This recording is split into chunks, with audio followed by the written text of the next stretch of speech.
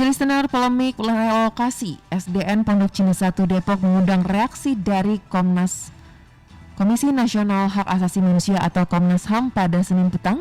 Komnas HAM mendatangi SDN Pondok Cina 1 di Jalan Margonda Raya, Depok, Jawa Barat. Kedatangan Komnas HAM di SDN Pondok Cina 1 sekaligus untuk menemui sejumlah orang tua murid yang masih berjuang di sekolah ini. Dan dalam kesempatan ini, para orang tua murid juga menyampaikan keluh kesahnya dan didengar langsung oleh tim dari Komnas HAM. Komisioner Pendidikan dan Penyuluhan Komnas HAM, Putu Elvina, berjanji akan memanggil Wali Kota Depok Muhammad Idris untuk memberikan penjelasan terkait dengan rencana relokasi yang akan dilakukan oleh pemerintah Kota Depok. Lantas MJ Listeners, apa yang sebenarnya diharapkan oleh orang tua murid dengan adanya polemik relokasi ini? Apa yang menjadi pro kontra dalam kasus ini? Saya akan diskusikan hal ini langsung dengan Komisioner Komnas HAM periode 2022-2027, Anis Hidayah. Selamat pagi Mbak Anis, apa kabar? Salam sehat. Pagi, alhamdulillah baik. Baik, Mbak Anis, kita sudah tahu ini polemik mengenai rencana pembangunan Masjid Raya Kota Depok sudah bergulir beberapa waktu terakhir, dan dari laporan yang diterima oleh Komnas HAM saat kemarin menemui langsung ke SDN Pondok Cina seperti apa, Mbak? Iya, kami memang melakukan pengaduan responsif ya dan proaktif untuk mendapatkan fakta-fakta apa yang terjadi sesungguhnya, sehingga kemarin sore kita mendatangi sekolah SDN 1 Pondok Cina dan bertemu dengan wali murid, dan mereka menceritakan kronologi lalu dampak yang mereka rasakan sebagai orang tua, bagaimana situasi dan kondisi anak-anak gitu ya selama polemik itu berlangsung gitu ya, sehingga kita mendokumentasikan seluruh fakta itu untuk kita jadikan analisis gitu ya, bagaimana kemudian nanti Komnas HAM bisa memberikan rekomendasi kepada pihak terkait.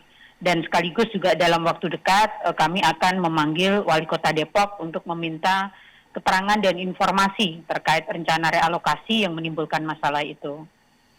Baik.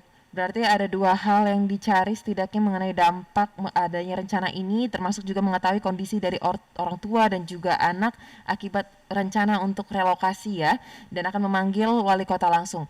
Kemudian Mbak Anis, kami sempat menerima informasi bahwa minggu lalu sempat ada ricu antara petugas Satpol PP dengan orang tua murid, dan sekarang petugas akhirnya menunda relokasi. Apakah menurut Komnas HAM tindakan ini sudah benar atau seharusnya ada cara lain yang lebih baik untuk dapat mengatasi polemik ini?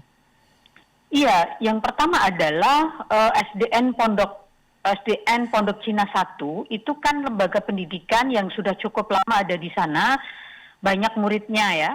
Sehingga ketika Pemkot Depok merencanakan untuk membangun satu bangunan baru yang memindahkan SDN, itu mestinya ada gedung baru yang menjadi tempat sekolah baru bagi anak-anak gitu.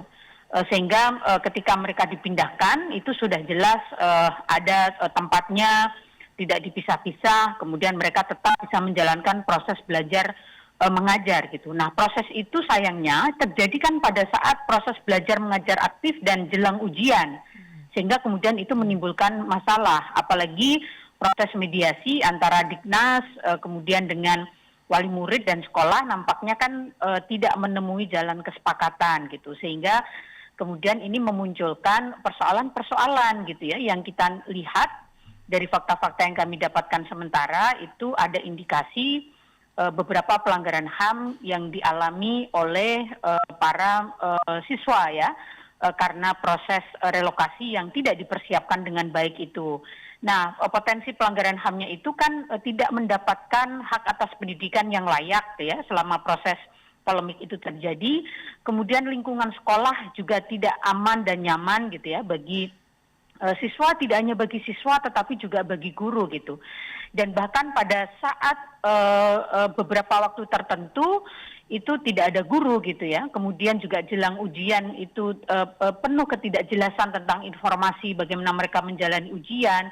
Murid terbelah, ada yang pindah ke sekolah tertentu, ada yang di rumah, ada yang tetap bertahan gitu. Jadi ini terlihat tidak dipersiapkan dengan baik gitu ya, sehingga memunculkan masalah, apalagi menggunakan satu kekuatan tertentu untuk relokasi, ini kan juga tidak dibolehkan gitu.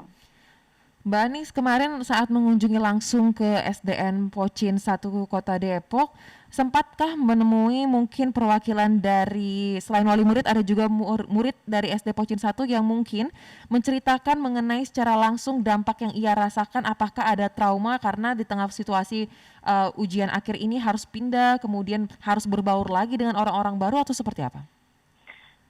Beberapa murid memang hadir, tetapi kemarin yang banyak bicara memang wali murid ya. Jadi dari informasi yang kami dapat dari wali murid itu mengatakan bahwa anak-anak trauma, anak-anak kebingungan, anak-anak down, prestasinya juga menurun, sebagian besar remedial gitu ya. Bahkan anak-anak juga menerima bullying gitu. Jadi bullying di lingkungan tempat tinggal gitu, kamu mau digusur ya, seperti itu gitu hampir mereka terima setiap hari gitu. Sehingga ini kan menimbulkan traumatik sosial ya yang perlu pemulihan gitu. Nah itu dan ada dampak-dampak lain yang perlu juga kami dalami ya secara ekonomi gitu. Misalnya ada beberapa indikasi beberapa bantuan tidak turun dan lain sebagainya gitu. Nah ini kan perlu kami dalami dengan pembuktian gitu yang nantinya perlu juga kita tanyakan kepada pemerintah Kota Depok. Bantuan yang dimaksud ini bantuan dalam hal apa? Mungkin bisa disebutkan contohnya bantuan apakah seperti bantuan operasional sekolah atau seperti apa? Ya seperti BLT untuk wali murid gitu ya, yang menolak itu kemudian mengalami hambatan tidak menerima dan lain sebagainya. Baik. Gitu. Ada indikasi, tetapi ini kan harus dibuktikan dengan pembuktian gitu. Nah ini nanti yang sedang kami dalami gitu ya, semua dampak ya, dampak hak pendidikan, dampak ekonomi, dampak sosial, dampak kesehatan fisik, kesehatan mental gitu. Baik, jadi sejauh ini ada indikasi yang perlu didalami mengenai jika wali murid menolak untuk direlokasi, kemungkinan besar BLT tentang pendidikan ini akan ditahan, begitu ya Mbak Anis? Iya, tetapi itu perlu dibuktikan ya.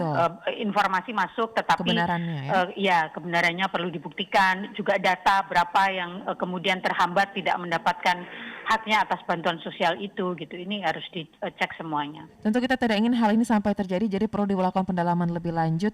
Dan rencana dari Komnas HAM setelah kemarin menemui langsung ke SDN Pocin 1, apa selanjutnya yang akan dilakukan oleh Komnas HAM untuk dapat membantu mengatasi persoalan atau polemik ini?